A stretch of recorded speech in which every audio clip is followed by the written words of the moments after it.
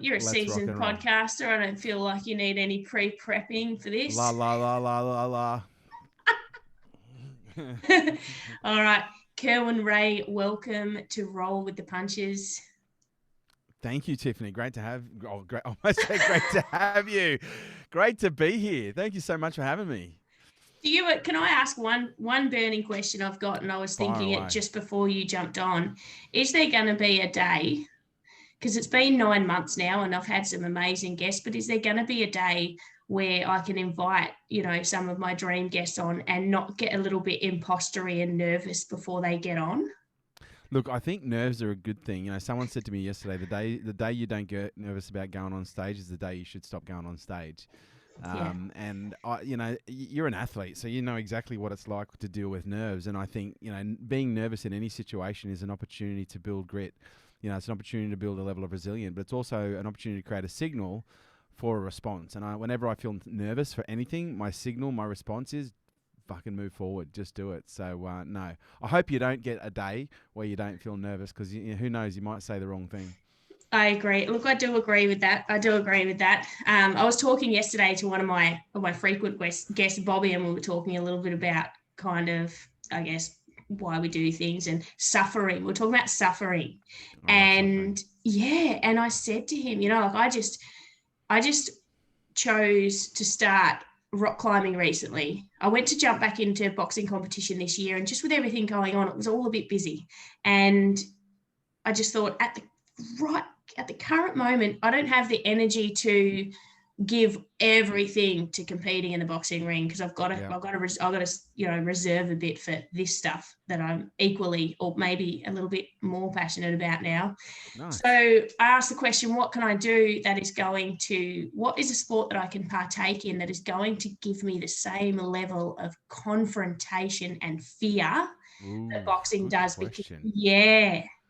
Good question. Yeah, And no, so rock when climbing we is a good Oh sport for my that. God. Yeah. Are you doing open air rock climbing or? So I went for my first one. I went 2 weeks ago, Mount Macedon, after one indoor rock climbing session. My mate takes me to Mount Macedon and throws me up the mountain, and I get up the top and realise that we're abseiling down on the second climb. Oh, that's the It's best not, part. Kerwin, he gets down and I'm at the top, and I'm sitting up there thinking, I'm in this heightened state of arousal. He's quickly clipped me in and shown me this apparatus that's going to get me down, and gone, okay, so it's important that you hold it like this, you clip it in this way, follow my instructions, and then you've got to let yourself down. And he's gone down, and my head's kind of taken half of that in, and I'm up the top, and I'm just seething with adrenaline and fear and all that stuff. And, things are not really sinking in. My mind's like a classroom of 17 kids running around throwing spitballs at each other, Oh, I and like that I'm example. the teacher going,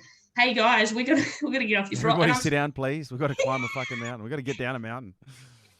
And I was like, "This is on me. I'm literally at the top of a mountain now with no help, now with no one that can get me down, and I've got to trust that I'm going to do this right." Ugh. And here you are. And here I am. So The obviously I didn't. punchline is she didn't die, ladies and gentlemen. Exactly right. That's exactly right. Anyway, I didn't bring you on the show to talk about rock climbing, but I want to learn everything, Kerwin Rae. What I want to tell, I want to learn more about you and your journey personally. You live your life doing a lot of the things I am really passionate about, and what I love about you and your content is you are this business consultant that talks about emotions, that talks about life, that talks about the obstacles, that talks about PTSD, that talks about empathy, that talks about trauma. And every time I see a snippet of your content come up on my pages, I stop and I'm like, oh, it's like you're talking to me. Or it's like, oh, it's like he's been listening in on the latest conversations. You probably have from the Facebook algorithms. So I want to know, how did you get into it? Where did it start? What was growing up for you? Yeah, look, I have had a very blessed life. I often joke and say my life is like a movie. I think we're on episode 11 at the moment. But I'm very fortunate where I've just had a very big life, and I don't say that in a way that positions me from being different from anyone else. I've just been exposed to a lot of stuff, and as a business owner, as an entrepreneur, as a coach, as I guess you could say a part-time philosopher, I just love to share my experience. And if anything, I find sharing my experience quite cathartic. The more I share my own experience, the more I realize I'm not alone. The more I realize there's a lot of people that can relate to, the stuff that I've been through, the things that I've experienced, the experiences, the traumas, the situations, the labels in some case. And, I think that creates a point of connection for a lot of people. And when people can connect with people like them, it helps support, a healing environment. And so for me, like, where did it all begin? That's a really big question. I was brought up by a single mum on a pension. And, my mum is probably one of the most incredible human beings I know. She's a phenomenal human being who did the very best that she could with the tools that she had. And she had 2 boys under the age of 2. And from 6 months of age, she had to look after me and my brother pretty much full time. And, for a period there, we did go and see our dad every second weekend. So I guess I grew up in an environment where there was an enormous amount of love, but there was also the balance in that as well. Because if you're a single mum on a pension trying to raise 2 boys, both of whom are very high energy, that's going to be very challenging. It's going to be very confronting. And as a result, you're going to have to learn a lot about yourself in that process. And, we experienced a lot as kids in a very good capacity. As I said, there was enormous amounts of love, but also, we had the balance of that in terms of, challenges in the way that we were brought up from a discipline perspective. But also being introduced and exposed to, a range of things at a very early age. Because I didn't necessarily see my dad as a father figure, and he's a great guy. Don't get me wrong, my dad is a great guy. We're friends. We're still friends today. I've never, and again, I know that he probably gets upset when he perhaps hears this. I don't necessarily see him as a dad because he never took that position in my head. He was always someone that I used to go and see every second weekend up until the age of about 8, and then he was overseas for a good portion of time. But I remember just wishing I had a dad because I had a lot of mates around me, and I had one mate whose dad was an alcoholic and abusive, and whenever I had sleepovers, his dad would drink too much, get drunk, and literally slap him around. I had another mate whose dad was like a Disneyland dad, and he was very cool, and there was always chocolate in the cupboard, and soft drink in the fridge, and high fives to be had. And then my mum met a guy when I was about 8 years of age, and the goal was, or the dream was, that she was going to get married, and they had talked about getting married and settling down, and he went back to the US to do what needed to be done, and and unfortunately for him and for my mum and for our family, he was murdered. He was actually beaten into. Well, I say he was beaten to death in a hotel room, but he was beaten unconscious. He was in a coma, and unfortunately for my mum, he was in a coma, I think, for 5 days before they turned off the life support system. But unfortunately for my mum, they turned off his life support system on her birthday. And so, as you can imagine, for her, that was a pretty traumatic experience, and something that reminded her that there was a reminder. Every 12 months, there was a reminder. And it was, it was an interesting way to grow. And at the age of 8, I think 8 or 9, not long thereafter, my mum became quite entrepreneurial, and so I got exposed to the entrepreneurial side. Age of 15, I had my first near-death experience. Fell on a broken bottle, cut all my nerves, tendons, and main artery. Nearly bled to death on the side of the road in North Queensland, and then had to undergo an enormous amount of rehabilitation. I had to take 9 months off school. I was in rehab for 9 months, full time, 6 days a week. And when people talk about rehab, it's one thing to be in rehab, but where I lived, it was another thing to actually travel to get into rehab. Because where I lived was an hour and a half out of the city, so I had to travel 3 hours round trip on a bus every day. Hour and a half in rehab every day, come home, and as a result, there was not a lot of time left over for school. But by this stage, I'd already been diagnosed with ADHD, dyslexia. I'd failed every single subject in this point, from year 1 to year 10 or year 9 when this happened. And so, taking a bit of time off school wasn't really that big a deal, but it had its own implications because I was told I was going to be physically disabled. And at this point, I had no academic prospects whatsoever, none, like zero. I'd been told every 3 months when the report cards came out, I got reminded of just how stupid that I was. And that was often laden with guilt and shame, and not just from the teachers, but the students around me, not just from the students and the teachers, but also my parents at home. And my brother was a genius, so that was a bit of a challenge, being able to balance that out in the home environment. And so when I had the accident at the age of 15, I was told I was going to be disabled. Because at this point I thought I had only really had one option, which was to become a professional athlete or join the services. And I had dreams of either joining the services or becoming a professional athlete. And when I was told I was going to be disabled, it kind of just put everything into disarray. But to be honest, it was probably the single most challenging thing I've ever been given in my life, and I got given it at a very formative age. Because when you're 15 years of age, it was 13 days after my 15th birthday. When you're 15, you're in the, for a male, for me, I was in the height of my puberty. I was in the height of forming my identity, the height of my socialization. And then all of a sudden, I had this injury where everything was taken away. My ability to use my hand was taken away. My social capacity was taken away because I wasn't going to school. And then I had, the social stigma because I've still got these massive scars on my wrist. But when I went back to school, the kids used to tease me and say I tried to kill myself. And so then there was all this stigma, and so I used to wear a bandana around my wrist, and it brought with it a lot of stuff. But that being said, I had to overcome that stuff, during a very formative period of my life.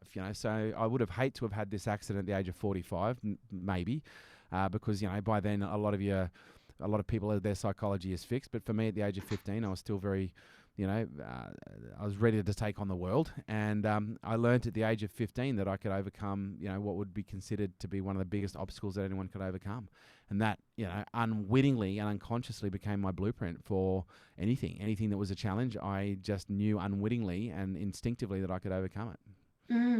Were there things that stuck with you for a long time before you realised you had stuff to work on, or did you kind of fall on your feet in working on this stuff mentally, emotionally, physically at that time before at 15? Yeah. Oh, fuck no. I just learned how to overcome obstacles. I hadn't even started to heal my shit yet, and I hadn't even developed most of my shit. I hadn't even, at this point, that was my first experience that developed PTSD. But I ended up with complex PTSD because I had a number of, traumatic accidents and incidents and exposures, over the next, let's call it 10 years after that. But no, I came from a functionally dysfunctional household, and then was thrust into a whole bunch of, situations and circumstances with labels. I was labeled ADHD, dyslexic. Since then, SPD, OCD, PTSD. What's SPD? SPD is sensory processing disorder. And so so I'm on the spectrum. I'm considered to be on the spectrum. I've also got a brother who's a younger brother who's autistic. I've got another older brother who's also, sits on the spectrum somewhere as well. And so for me, all my senses are turned up very, very high. So my sense of smell is very high. My sense of touch, my sense of temperature, the sense of sound, my intuition, even just energy around me. I pick up on everything, but my senses are turned right up. And so as a kid, if kids here, if you're in a shopping center, most kids would be in a shopping center and they'd be like, it's a loud shopping center. For me, I'd go into a shopping center and within a matter of, seconds or minutes, I'd be completely overstimulated. And that was one of the challenges that I had, is I was constantly overstimulated as a kid. And so therefore, when you have anyone that's overstimulated, it just exacerbates, many other conditions, ADHD being one of them. And so for me, I didn't really I started working on my stuff at the age of 15 because I was forced to, but I was working on, I guess you could say, mental toughness, mental grit. But I didn't really start doing the deeper work. I'd probably say until, I'd say the deeper work came some of the deeper work started when I was 19, when I developed an addiction to amphetamines. But then I'd say the real deeper work didn't really start probably until my early 30s, when I started to really acknowledge a lot of my stuff. Because oftentimes we go through life on autopilot. We realize we've got stuff to do and stuff to work on, but, we don't really know ourselves well enough to be able to identify necessarily what exactly that stuff is and maybe where that stuff comes from. Yeah. And, I say this hand on heart. I only really feel like I've grown up. I'm 46, 47 this year, and I swear on my son's life, I only really feel like I've grown up in the last 4 or 5 years, since the divorce from my ex-wife, because I've been really, forced to spend a lot of time by myself, and I'm forced to really understand who I am and, how I got to this situation in life, both the good and the bad. How what do you think it is about that kind of 30-ish age bracket. I feel like a lot of people, I mean, because it was true for me, I hit 30s and life smacked me in the face and went, hey, you know, everything you think, not so.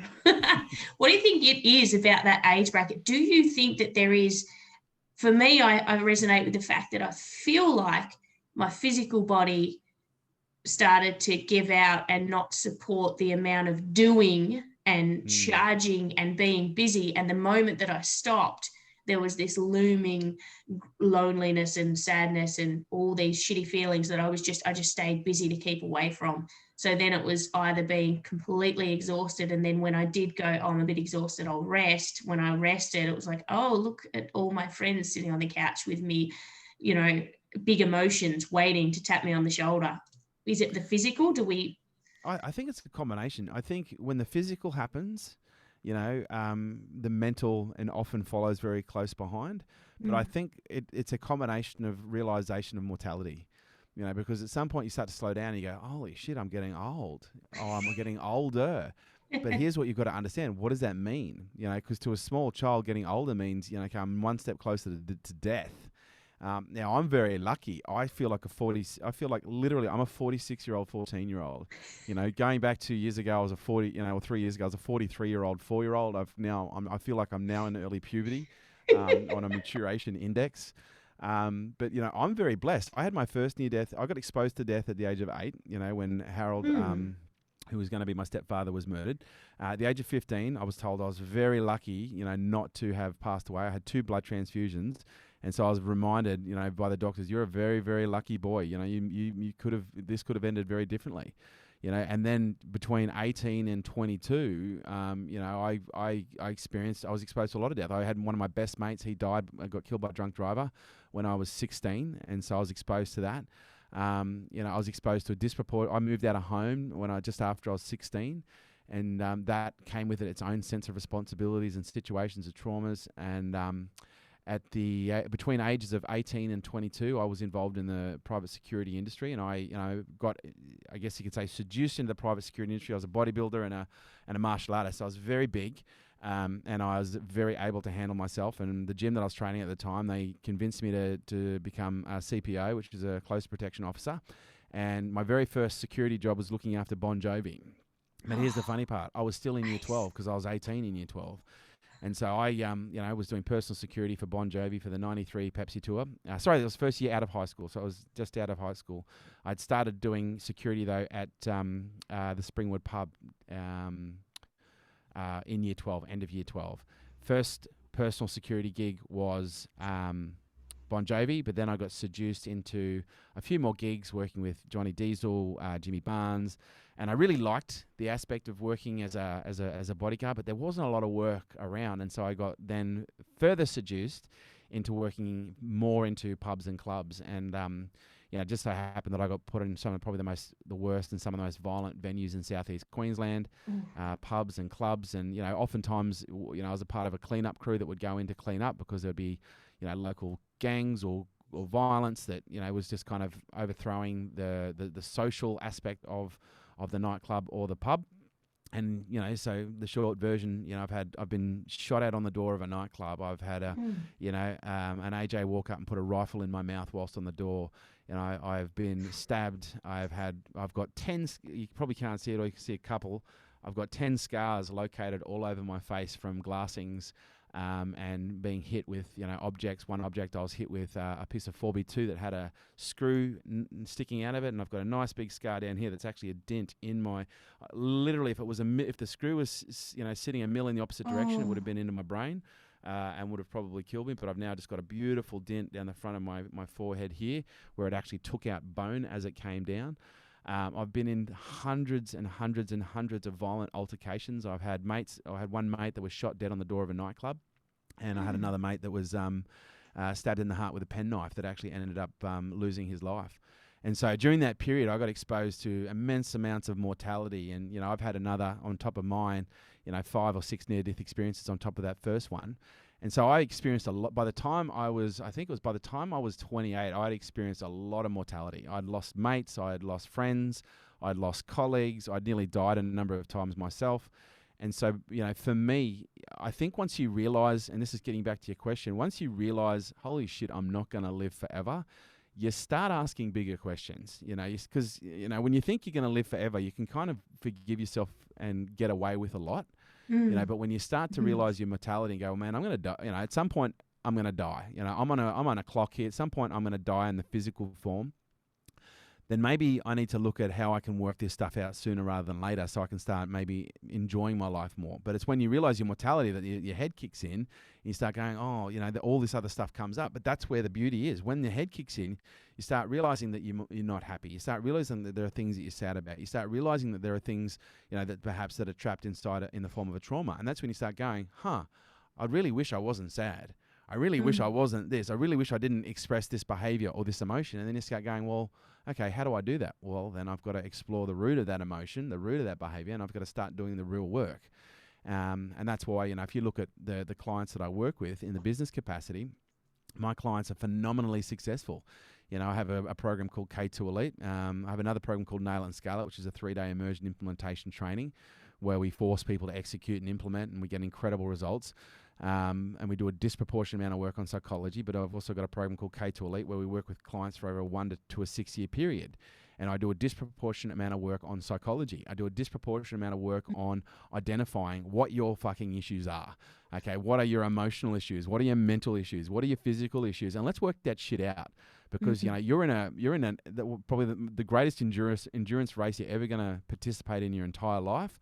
But most people are literally running with 6 or 7 suitcases strapped to their back, and they're wondering why. Why is this so hard? Why is it hard to get up in the morning? Why am I sad? Why am I? And so, well, it's because you're carrying so much shit, And one of the things that enables us, in K2 Elite, perfect example, we get about 1 in 3 to 1 in 4 of our clients will 2x to 10x in their first, 3 to 4 years or 2 to 3 years.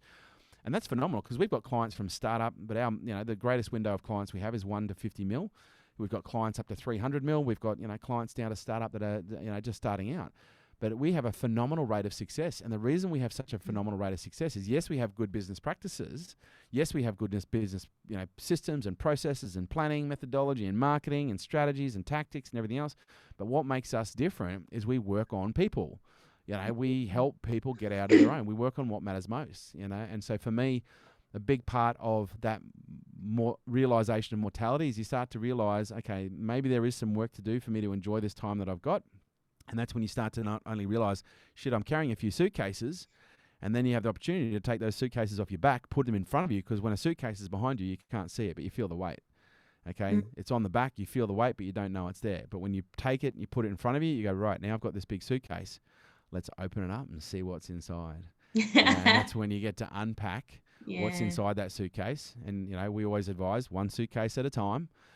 Don't try and do all the work all at once, because that can be, in most cases, a little bit more traumatic than the traumas that we're carrying themselves. But you just do the work, and, you take out one item out of the suitcase every day, 1 item out of the suitcase every week. And that requires, for me, what I'd suggest, a disproportionate level of self-awareness to know what that is, a disproportionate level of humility to be willing to own your own stuff, because most people might realize they've got stuff, but they want to blame mum, they want to blame dad, they want to blame their husband, their wife, their kids, or whoever. Whereas you've got to start realizing everything that you express, all of your emotions, all of your behaviors, they're all you. Yes, you may have adopted them from someone, okay, but that blaming who gave who gave you the flu, if you blame who gave you the flu, that's not going to help you heal. Okay, you've got the flu, not because someone passed on a virus to you. You've got the flu because you haven't been eating the right way for a long period of time. And now that you've got the flu, you're not taking care of yourself. So you need to start doing the work. I love that. Tell me when and how did the term complex PTSD come into your awareness? Was it something that you suspected? I only just learned the term complex PTSD not that long ago. But I did not actually get diagnosed with PTSD until my 40s. But what was interesting is I've had the symptoms of complex PTSD since my early 20s, because symptoms of PTSD since I was my first accident, so around 15, but the symptoms of complex from my early 20s once I started getting exposed to a whole bunch of other stuff as well. And so for me, I was already SPD, which means I was already anxious. I was already wound up. I was already ADHD. I was already, had many aspects and traits of OCD, which, was, negative thinking and thinking about worst case scenario and constantly trying to prepare for the worst and, checking everything. And I wasn't the OCD that was checking, trying to lock the door 3 times. Most of my OCD played out in my head and organizing things in front of me. But, the anxiety, but not realizing, I could literally go into a normal social situation, but then all of a sudden something would happen and I'd get triggered, and then I'd be in like what would be considered the worst anxiety attack you could possibly imagine.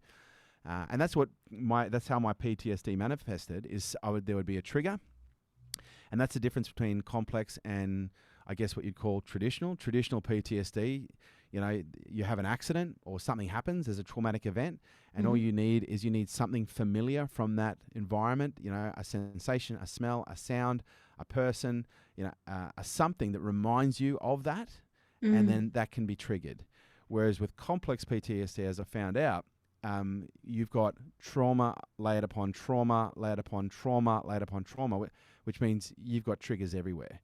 You could literally be walking down the road and a dog could bark, and that's just stress, and your autonomic nervous system fires and you just go into fight or flight, and then before you know it, you're in a 5-day episode of atrial fibrillation or tachycardia, which is how mine manifested. And mine manifested, and for the longest time the doctors were looking at my heart, and thankfully I had a few heart issues there as well for them to find. But what they didn't realize is the tachycardia, the atrial fibrillation, and the Wolf Parkinson's White that I had previously, all of these things were being exacerbated by the PTSD, but they didn't know. They just knew that I was having issues with my heart, and they were labeling it or misdiagnosing it. And it wasn't until I went into relationship therapy with my now ex-wife, where we did a few sessions with the psychologist. And then she sat down and said, I think it's probably helpful for you to know that you've got undiagnosed PTSD. And I was literally like, in my head, I'm like, bullshit I do. Fuck you. I do not have PTSD. I'm a fucking weapon. I've done an enormous amount of work. You don't know who the fuck I am. You don't know what the fuck I've been through. And it was really interesting because when she gave me the diagnosis, she said, you've been living with undiagnosed PTSD, and she even suggested, I would suggest you've been living with it for a couple of decades based on what you've told me. I just wanted to fucking deny it. I wanted to go, no, man, I'm fucking good. I'm solid. I've got nothing wrong with me. What do you mean? My relationship is breaking down not because of me, it's because of the situation. It's not because of me, it's because of how other things have happened. And anyway, I went home that night and I started researching PTSD. And sure enough, as I started researching PTSD, I was going, fucking tick, tick, tick, tick. And then synchronistically, it was like 3 or 4 days later, I'm in a conversation with someone randomly. I can't even remember where it was. It was at a Christmas party. And they said, oh, yeah, I got diagnosed with PTSD 5 years ago. And I said, oh, so how does that manifest for you? And they started telling me. And I started going, tick, tick, tick, tick. And then I was like humbled because it was like, fuck, I didn't want to admit it. But once that I did, and this is the thing, labels are dangerous if you own them too much. And I got so many labels. I look like a fucking VW with bumper stickers on it from the 70s. But here's the thing, I don't attach a meaning to my labels that are definitive. I use them as a guide to understand certain behaviors and certain expressions, certain symptoms, to go, right, that's a guide to understand how that could be, perceived. Now that I understand that I'm not fucked up. I am a version of normal. It's just maybe a different version of normal. Now let me find the balance. Because most of the labels that these come with, like ADHD, dyslexia, OCD, SPD, all of them come with, in most cases, you only hear the negative labels, the negative associations on the negative symptoms. But what I started to do is go, okay, if I've got PTSD, what's the benefit of that? Like, seriously, what's the benefit of that? And every time I sat down with a doctor and I said, so what's the benefit of PTSD? They said, well, there is no benefits, it's all deficits. And I'm like, no. And so I had to go on my own journey and go, okay, what was the benefits of PTSD? I am a contingency planner like no one else's business. I can literally walk into a room and I can have 8 contingencies of how to get out of that fucking room in a heartbeat. If there's a gunshot, if there's a bomb. And like most people go, well, that's never going to happen, Kerwin. Yeah, but what if it does? I'll be the most prepared motherfucker in that room. I guarantee you right now. You know, perfect example. When COVID hit, I was in my fucking element. Why? Because I planned. Like, my brain literally spends half of its life in worst case scenarios. And so when COVID hit, you know, my PTSD brain had already kicked into gear well in advance, and I had, 40 or 50 different contingencies of how to respond to the situation at the time. And so while, when the early COVID, when lockdowns were about to come into play, by the time lockdowns came into play, I was already 4 weeks I was 6 weeks ahead of it. COVID came on my radar on January 4. So I'm a bit of a prepper. I had my first biosecurity threat response plan January 2026. Wow. Okay? And, I was on tour in February. All through February, I was in tour in 13 cities around the country. And every fucking city I was at, I was going, guys, has anyone here heard of COVID? You need to fucking listen, because this shit is going to lock this country down. You need to pay attention. This is what's about to happen. And everyone's like, oh, yeah. Sure enough, all of my clients, my 350, 380 K2 Elite clients, all of them had a COVID response plan 3 weeks before lockdowns. And so as a result, we didn't have, we have an enormous amount of our clients that were in the services industry, that most of those industries got completely annihilated, if not, almost wiped out completely. And our guys were already pivoted to digital by the time the lockdowns came into place. So we had builders and construction and tradespeople doing fucking digital quotes, doing digital, and as a result, record months, record quarters, record years to date in what would be considered one of the most catastrophic commercial or economic periods, in our history. And that's the benefit of PTSD, because I was prepared. I was thinking about PTSD, OCD, kind of a blend there. I was thinking about worst case scenario. I was well prepared in advance. I had contingency plans already in place. I wanted to protect every single person around me. And so I learned how to live with these things in a way that enables me to understand where they come from so I can do the work, but also utilize the benefits. What's the benefits of addiction? As an example, people go, oh, you're an addict. Oh, that must be hard. Well, an unregulated addict, yes. Okay, an unhealthy addict, yes. But for someone who is self-aware, self-conscious, self-responsible, willing to go, yes, this is an aspect to my personality. I do have very addictive tendencies in my personalities. But guess what addiction drives? Resourcefulness. Massive levels of resourcefulness. Because here's the thing, if you want to get high, ain't no motherfucker going to get in the Ray. You're going to find a way to get high. Right? And, I was that guy, that would rock up to his mate's house and go, all right, who's got gear? Oh, no one's got gear. Have you rung everyone? Yeah, we've tried everyone. And I'll be like, bullshit you have. Give me the phone.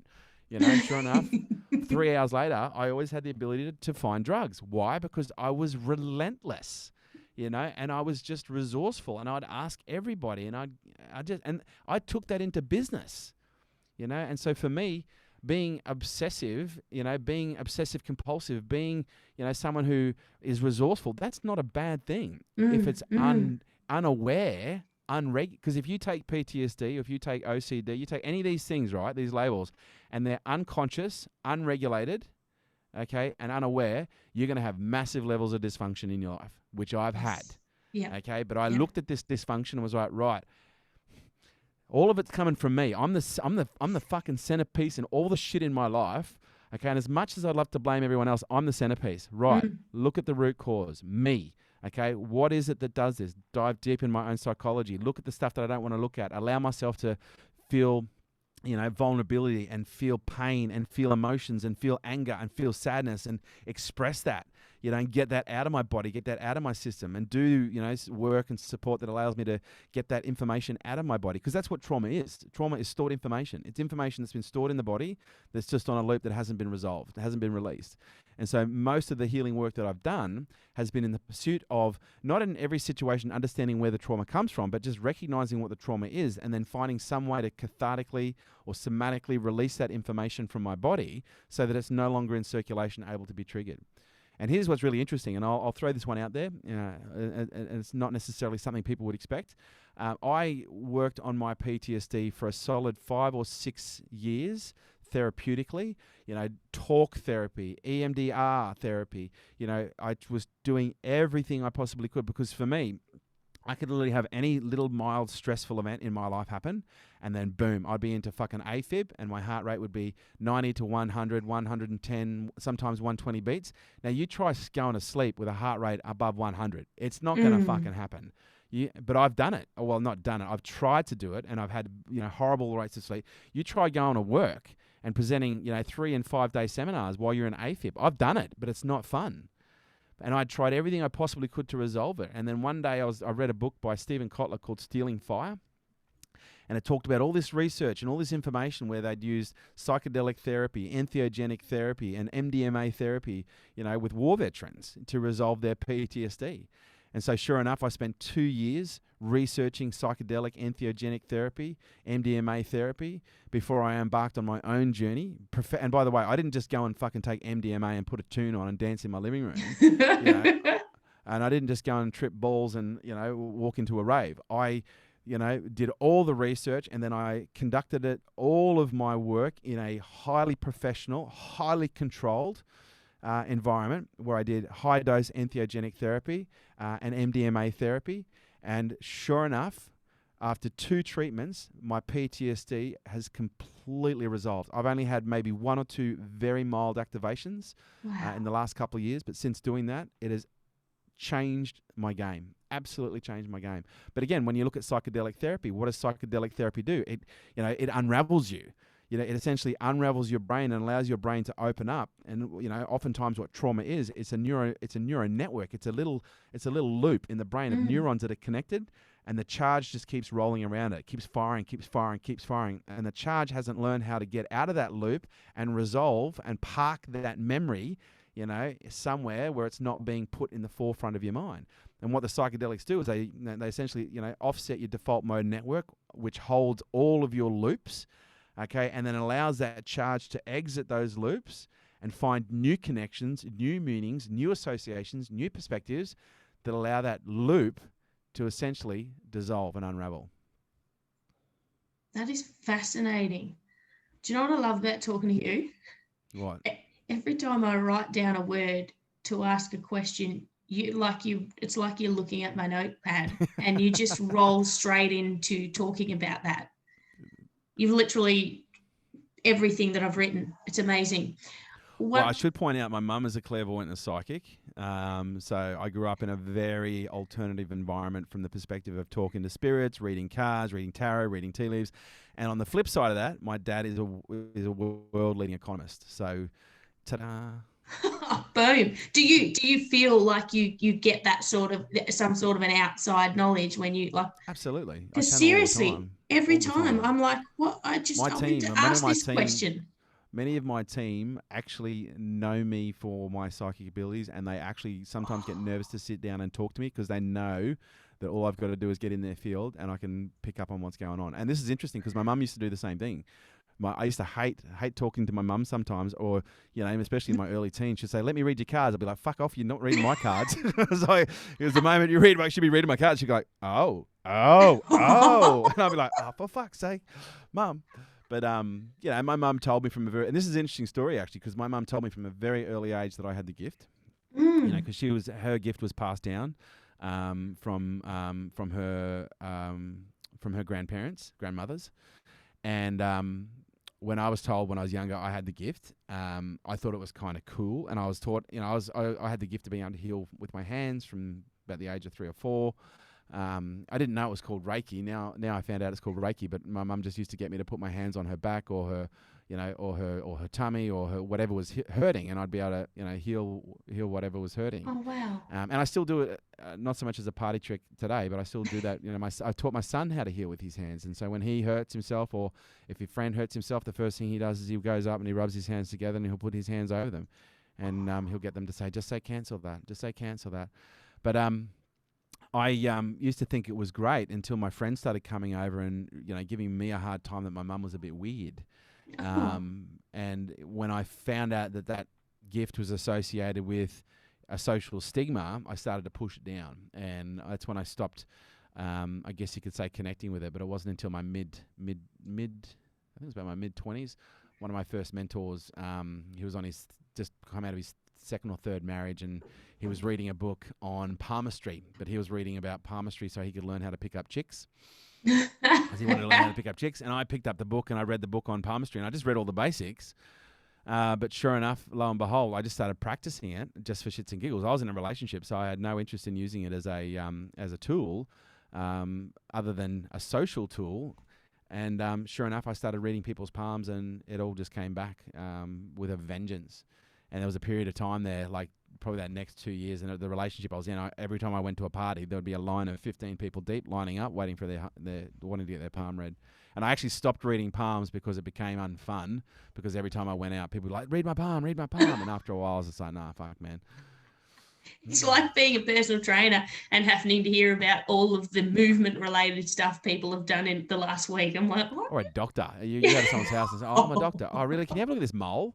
Can you tell me, does this mole look bad?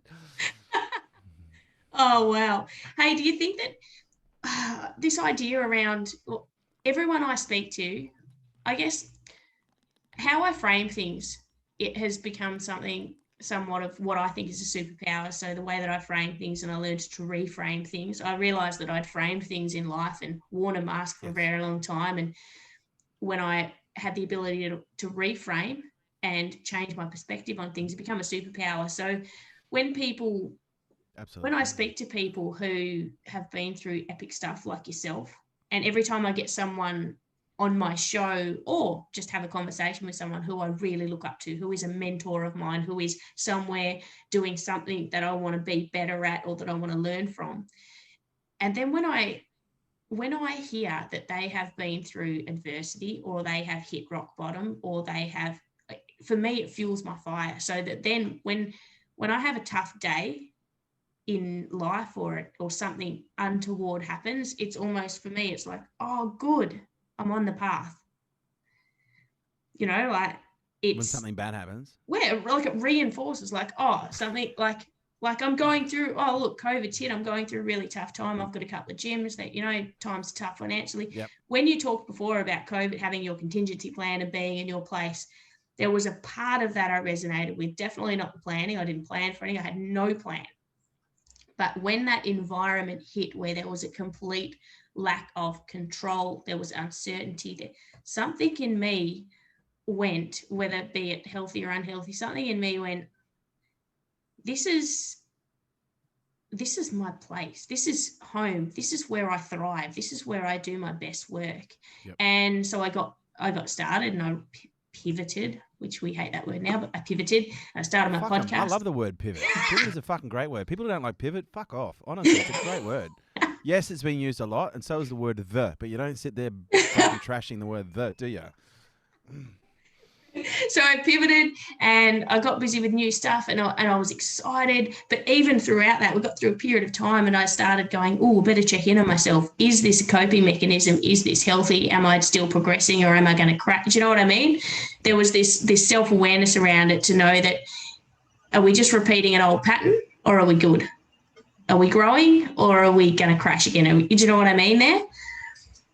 So I feel like that you know, there's a level of trauma, there's a level of something that resonated, but it led into this new environment, and I really thrived there. So then my question became, how do I get the good stuff out of this environment? How do I have this level of trauma?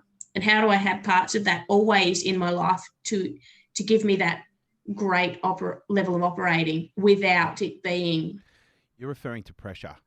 And pressure is a really important component in inducing high performance, because for most high performers, we can't induce flow. We can't induce levels of performance without. If you ask a tennis player like where they do their best work, it's in that fucking final set. It's in the final round. It's when there's the greatest amount of pressure that is put upon them. And this is what we've got to understand. Pressure is a dynamic that in most cases, when utilized and directed in the right way, creates a form of expression.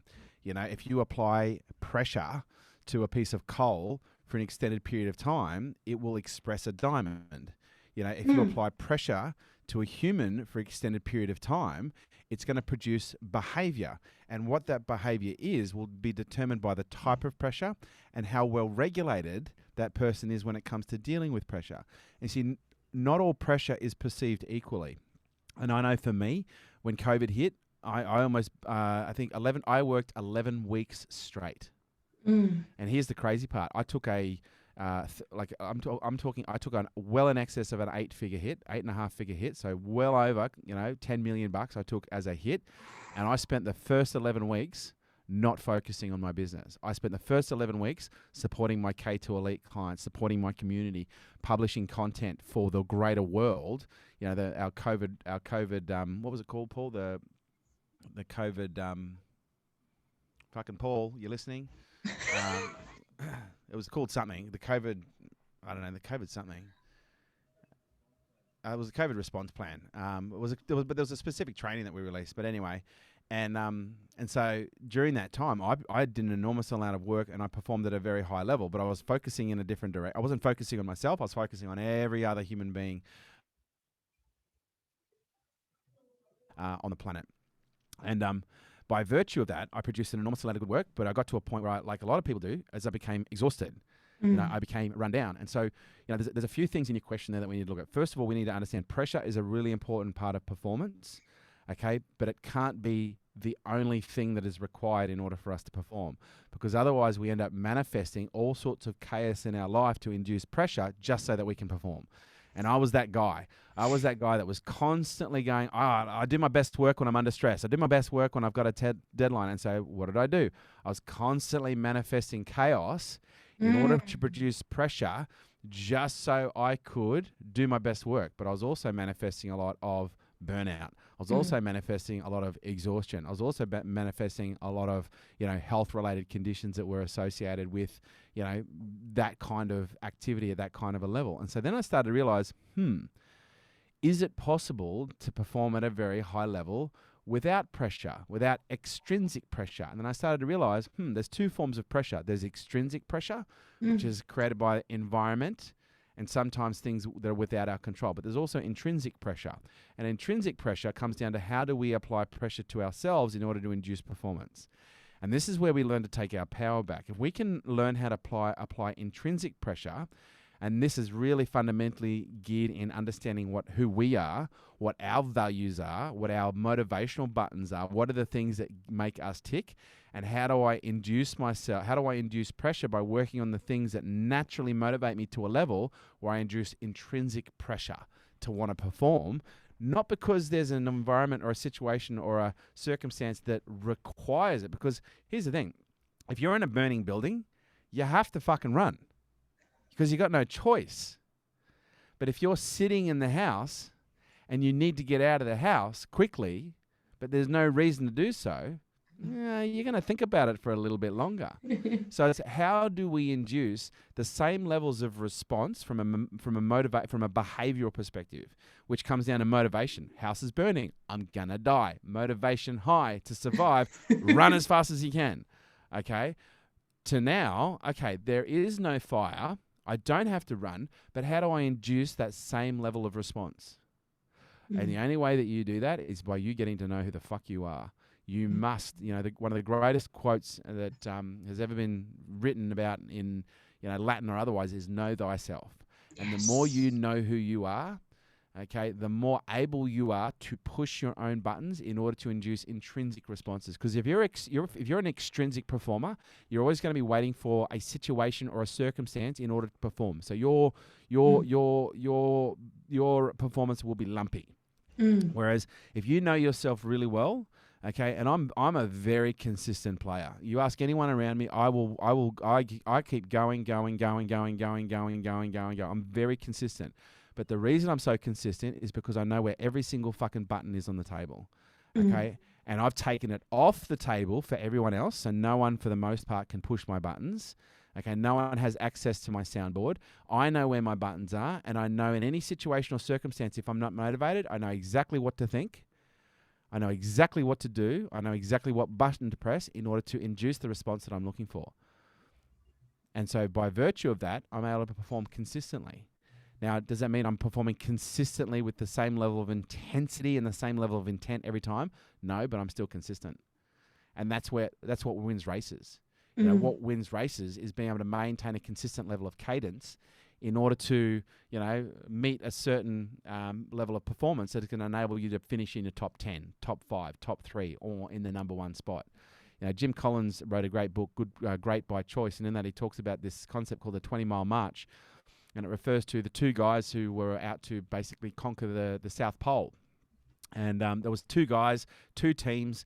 One team had all the fucking technology in the world, all the latest technology. Now, this is going back quite a ways. You know, whereas the other team, they had very little technology. They had very little sophistication. They had very little equipment. So they weren't carrying a lot. Team number 1, all the tech, lots of stuff to carry. Okay, loads of people, loads of stuff. Second team, less stuff, less equipment to carry, less technology, less sophisticated. Team number 1 did lots of grueling, hardcore training. Team number 2 actually went to the fucking ice and did lots of grueling training. Both teams start out to find and navigate, get to the South Pole and back. Team number 1 was like, it's a beautiful day. Let's see if we can pull out 50 miles today. It's a beautiful day. There's no wind. For all we know, tomorrow there's going to be a storm. Let's see if we can do 50 miles. Boom, they pulled out 50 miles. And then they wake up the next day and it was a sunny day, but they're fucking exhausted, aren't they? They're flogged. And they get up, well, you know what? Today we'll just maybe do 5 miles. And so they'll do 5 miles today. And then they wake up the next morning and they're fresh, but now there's a fucking snowstorm. So now they're like, oh, okay, well, maybe we'll just do another 5 miles so at least we're doing something. Okay? That team didn't make it back from the South Pole. Every single one of them perished. The team that did make it back from the South Pole, that didn't lose any single human being, their motto was 20 miles every day. Yes. It's called the 20-mile march. And if it was great weather and they knew they could have done an extra 20 or 50, they just did 20 miles because they knew they'd be fresh the next day, because the next day there could have been a storm. And if there was, doesn't matter, they were still going to fucking do 20 miles. 20 miles. 20 miles. Every fucking day they did their 20-mile march and they stopped when they did their 20. The other guys, intermittent. One day it was 50, one day it was 10, one day it was 5, one day it was 3, one day it was nothing because it was too cold and they were exhausted. Some days they just stayed in their tent for days at a time. Yeah. And every single one of them died. Speaks volumes about business, doesn't it? About how we operate with our working hours and how much effort we put into business and how we spread ourselves across our time. Yeah. You're amazing. I want to put you in a box and just study you, and just every day I just want to watch you and listen to you and learn from you and replicate you.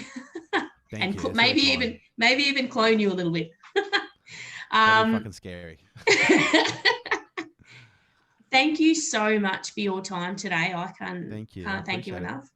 Can you tell my listeners where they can listen to you, find you, access your programs? Listen, we've got a great podcast called Unstoppable across all the platforms, Spotify, iTunes, etc. Instagram, Facebook, LinkedIn, TikTok. We're about to do a launch on Clubhouse, for God's sakes, another one. And also YouTube as well. We've got a lot of documentaries and docu-series. We've got a new documentary that we're about to launch called Bracing for Impact, which is actually a docu-series on our response to Corona. And it just because I film everything I do, so it was basically filming me from early January all the way through to the shutdown and even beyond. It's going to be a 3-part documentary series. We're currently in discussions right now as to where that's going to be broadcast. We might end up just broadcasting it ourselves on YouTube, but who knows, we might end up seeing it on a streaming service as well. Also, we have Nail It and Scale It. It's a 3-day immersion implementation training program for entrepreneurs, and K2 Elite, which is an ongoing program for entrepreneurs. And we're about to launch Power to Create, which is a program specifically for anyone. It doesn't matter who you are. You don't have to be in business. It is a high-performance program for anyone who wants to just learn how to do life better. And it's not even about necessarily learning how to become a high-performance human being. It's about how do I just do life better? How do I move with less resistance, with less pain, and how do I get past my stuff so that I can start enjoying my life and living things at a much higher level. And we also have another program called the Accelerator as well, which is for business. You output a thing or two, don't you? Honestly, I've cut most things back. We don't do a lot anymore because since I had my son, I've tried to do less. Tell me quickly about TikTok and Clubhouse. How long have you been on TikTok? TikTok, we've done pretty well. We've been on TikTok since the beginning. It's a great little, short attention span, snackable content app for kids. It's got a lot of traction. It's doing very well. And Clubhouse is an audio. It's an audio platform that is essentially. Look, I think Clubhouse is great. It's interesting to see how it'll run when Instagram releases essentially the Clubhouse feature with rooms. Instagram is about to release rooms, which is essentially going to take the steam out of TikTok, much like when they released stories, it took the steam out of Snapchat. You know, Snapchat was growing at a very rapid rate of knots until Instagram produced stories, and as soon as they did that, it made it a lot more difficult for Snapchat to continue that level of growth, you know. And so Snapchat's still a great platform where we are still on it, but it just, you know, it decelerated, I guess, in the level of intensity. And I predict Clubhouse may do the same thing, but it's still a great app. It's where people can get in, hang out, and talk to people who know lots of cool stuff. TikTok being very for the kids focused and kind of entertainment-y, I'm very, very, very new on it. Like, I've only played on it for the last couple of weeks, really. Yep. Is your target audience there, and how is that? Well, here's the thing. You got to remember, everyone is in your target audience at some point in their life. And the sooner you start building a top-of-mind awareness, and this is the marketing brain in me coming out, you know, that's why cigarette companies will market, you know, to teenagers and kids, you know, because they're not looking for a client now, they're looking for a client later. And, you know, that's why you want to be on TikTok. You want to be, you know, Clubhouse is not so much a kid app. You know, Clubhouse is very much more of a mature age app from what I've seen so far. TikTok, on the other hand, is rife with the kids. Kids love that stuff. And those kids, you know, will eventually reach an age bracket where they're going to be entrepreneurial or performance orientated. But also, one of the things we know is Facebook started off as a kids app. You know, it's not high school, college kids, and then high schools, and then sure enough, Instagram, it started off as a kids app for sharing their photos. Snapchat started off as a kids app. All the majors started off as a kids app before it evolved and developed. So, you know, I see TikTok. How you see TikTok now? TikTok, like, it's like looking at Facebook, going back in 2006 and looking at the version of Facebook then, looking at the version of Facebook now. It's not the same product anymore. No. You know, and if you look at TikTok now and you look at TikTok 10 years from now, it's not going to be the same product. Yeah, amazing. Last question: if you were to advise someone to go and work on one trait to improve their business or life, what would that one trait you would universally tell people to focus on be? That's an easy one. It's self-awareness. And I'd frame that with consciousness, because it's self-consciousness, you know, and people go, oh, I'm self-conscious, that's a bad thing. No, it's a fucking good thing. You know, you want to become self-aware, because the more self-aware you become, the more you know the more you know who you are. The more you learn to know about you, what your buttons are, what your triggers are. You know, when you know what your triggers are, you know how to prepare for them, and you can learn how to regulate them more effectively. And you can learn how to take them off the table. And the more self-aware you become, the more you can, you know, because most people experience a stimulus and they just respond. You know, stimulus, response. Whereas the goal is, when you become self-aware, you can experience a stimulus and you can create a little gap between how you respond. And the more self-aware you become, the more choice you have in what that response looks like, and the more conscious that response can be versus unconscious. Because most people, something happens and they unconsciously react. Whereas, you know, my goal is to, you know, inject more consciousness into the world. And because here's what I know: the more conscious you become, the easier life gets, the easier business gets, because consciousness is by concept becoming more aware. And the more aware you are, the more choice you have. You know, and if you have limited awareness in business, you're going to have limited choices that you can make. And the more aware you become in business, the more choices you have available.